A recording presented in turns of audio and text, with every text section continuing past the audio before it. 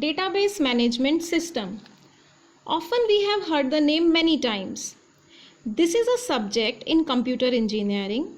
Other than programming, the only subject that will be used by a software engineer till the time he develops software. The very foundational reason why at all we use a database management system. So, let us imagine you as a software engineer at an e-commerce company like Amazon, Walmart or Flipkart. So, the major task is to design a data store.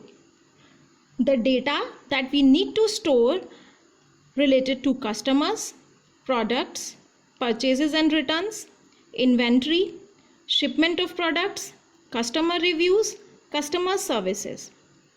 Can we imagine the number of customers, number of products or number of purchases that are occurring every day at Amazon? It is petabytes of data, which is approximately thousands of terabytes of data.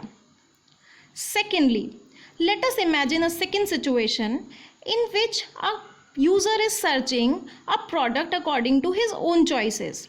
For example, he may search according to brand name, according to discount rate, according to rating or any other option. In this massive amount of data, it is very difficult to deliver the results quickly. But database management system is a utility which does it for us. Yes, dear students, that is the main characteristic of a database management system. It does not only provide ways to store the data, but also apply efficient search mechanism.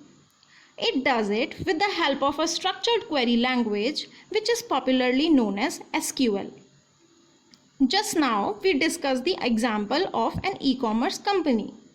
There are other big applications. Let's take the example of an airline. We have data related to passengers, airplanes, flights, bookings, the scheduled arrivals and departures. Again, a vast amount of data that needs to be managed. Telecommunication. The white points in this picture indicate the subscribers. How we will be able to store the data related to communication among these subscribers? A big question. Now, let's take the example of a social networking site, say Facebook.